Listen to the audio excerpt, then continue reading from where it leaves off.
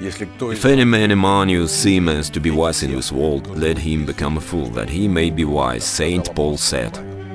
I am Valery Fadeev, and this is my series Transforming Humanism on Overcoming the Global Political and Cultural Crisis.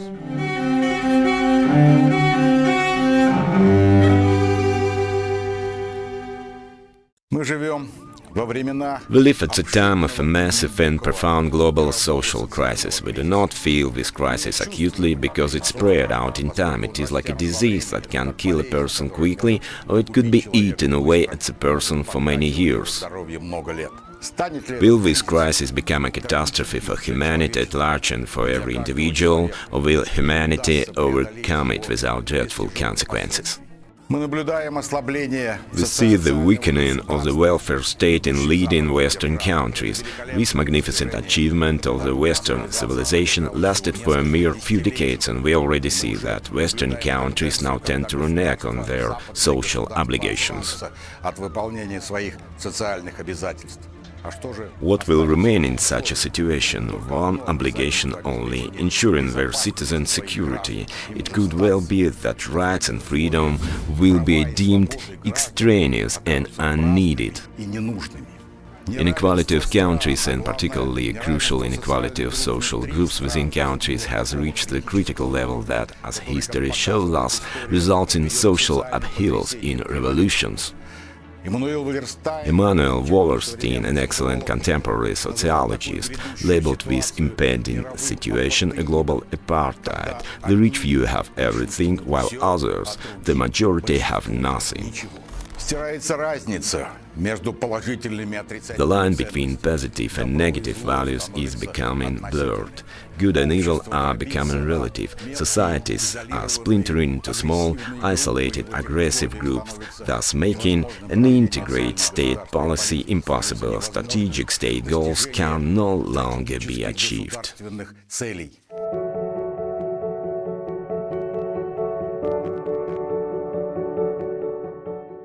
Все больше работников отчуждается от результатов своего труда.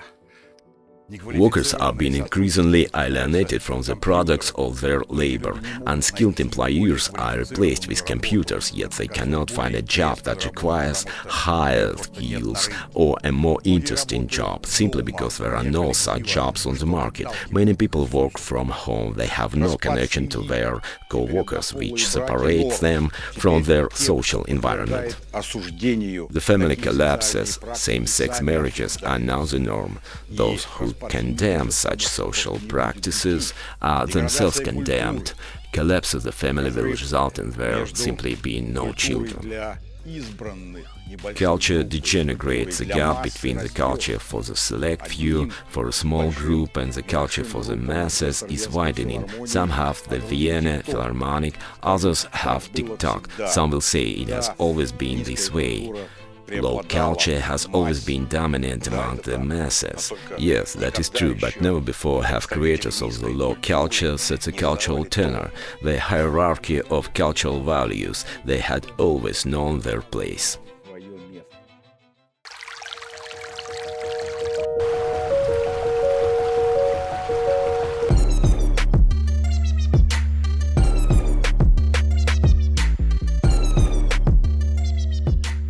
Politicians and global public alike seem to be focused on the environment crisis, yet no strategic solutions are offered. All the talk about carbon neutrality is either grandstanding or a decoy target. The public in rich countries is obsessed with consumerism. They do not intend to take their level of consumption down a few notches. Businesses crave profits and produce more and more goods of increasingly poorer quality, whereby forcing people to buy their products more and more often. Politicians are afraid of intervening into this cycle because they have elections to think of. Digitalization and AI promise the world. They already begin to offer promises of immortality, and they are absolutely serious. Thus far, however, we only see the threat of fundamental human rights collapsing and being destroyed. We see mass surveillance and manipulations. Geneticists promise to breed new types of people. They promise to breed geniuses. I don't know about geniuses. I think success here is unlikely, but scientists are quite likely to breed some type of Sarita human, something like slaves, and they will do it unless we stop them. Говорят, что это естественные тенденции. Говорят, что в этом People say these are natural trends, they say that's progress, and I think it's betrayal, and the essence of the crisis I've mentioned is a betrayal of those values that had been at the heart of the European civilization, that had determined its development and progress for centuries. This is a betrayal of humanism. Humanism understood as belief in human beings' elevated destiny. гуманизма как веры в высокое предназначение человека.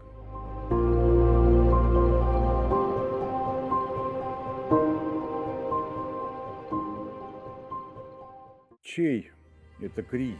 Whose crisis is it? What kind of crisis is it? It is a crisis experienced by that part of humanity which had been called the Christian world, or in other words, the Western world. This part of humanity has for centuries set the vector of the global development. Всего мира на протяжении многих столетий. Russia belongs to this world to some degree too. Things we have in common include culture, because Western culture has two roots, antiquity and Christianity, and Russia is a Christian country too. At the same time, Russia differs from the West in many ways. First, Orthodoxy is the eastern branch of Christianity, and it differs in fundamental ways from the Western branch, from Catholicism and particularly from Protestantism. Second, many peoples in Russia are Muslim, which has always prompted the Russian government to conduct a very balanced, gentle and tolerant policy toward ethnic minorities. Of course, historically this policy did experience some setbacks, but it has generally been effective. Such concepts as tolerance and multiculturalism are relatively new for the West, but they have long been the norm in Russia. Понятия для Запада относительно новые, как толерантность, мультикультурализм, давно являются для нашей страны нормой. Nonetheless, despite those differences, Russia cannot just step away from the crisis because of many historical, economic, cultural and other ties, and neither can any other part of the world do so. Никакой части мира.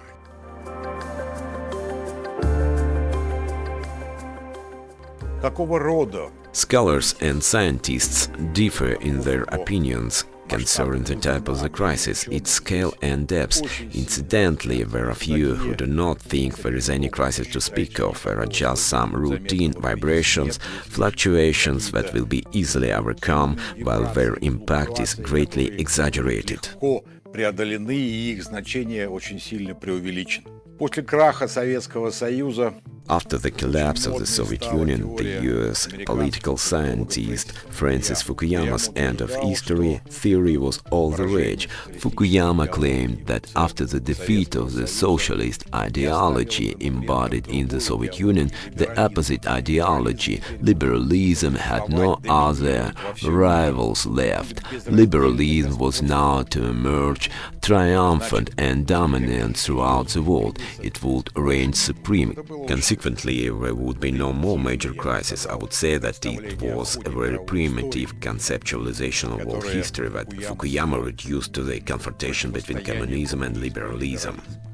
прошлые века не было ни коммунизма. In the past, there had been no communism and no liberalism, yet world history moved in complex, powerful global cycles experienced by the world at large and by individual countries. The world cannot exist without crisis. Fukuyama's concept laid bare his lack of understanding of humanities, movement in general, or the way people in history moved.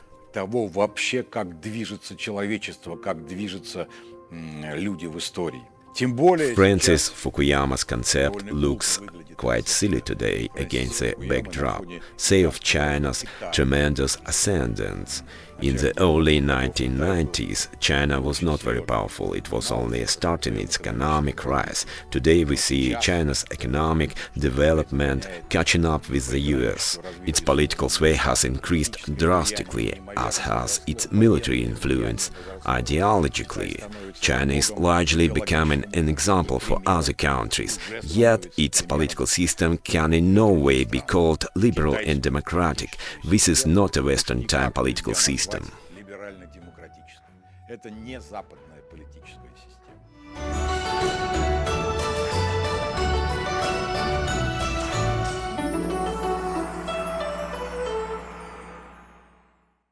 Some intellectuals go even further and speak of the end of the so-called XLH. What is XLH? This is a concept introduced by the historian and sociologist Karl Jaspers. He noted that several historical and religious doctrines emerged within a very short time, approximately in 800 to 200 BC. They emerged in China, India, Europe, the Middle East, Greece, Palestine.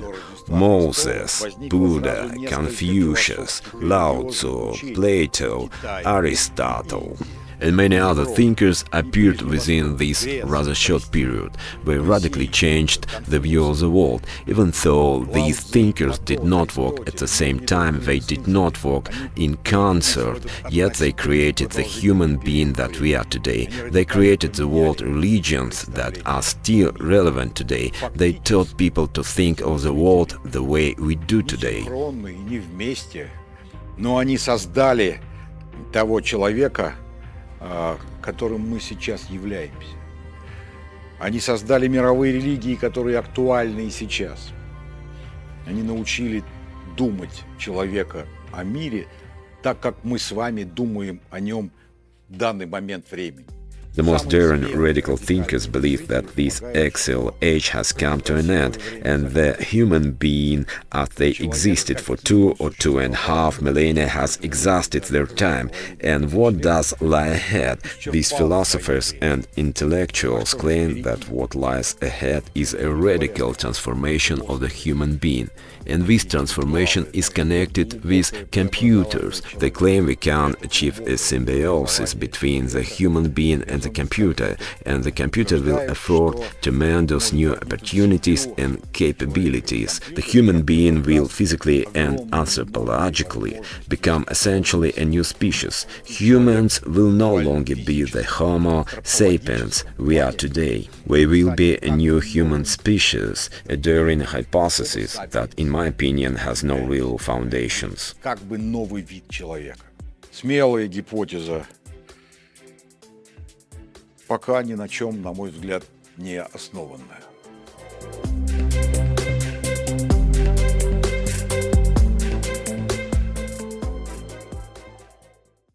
Почему я в этом сомневаюсь? Концепция осевого времени предполагает, Why do I doubt it? The XLH concept presumes that rules of life are set by thinkers such as Confucius, Buddha, and the great Greeks, and moreover, rules of life are set by prophets Moses, Jesus Christ, Muhammad, and their concepts, their views of life are so powerful that the humanity, parts of the humanity, have been living by these rules for centuries and millennia. Today we see prophets like Kurzweil, who is a very popular futurist, but he hardly amounts to a prophet. He is great at self-advertising, he can walk the public, but he cannot be labeled a prophet. Maybe there are some prophets out there, but we do not know of them today. Плеяду пророков. Возможно, они есть, но мы о них сейчас не знаем.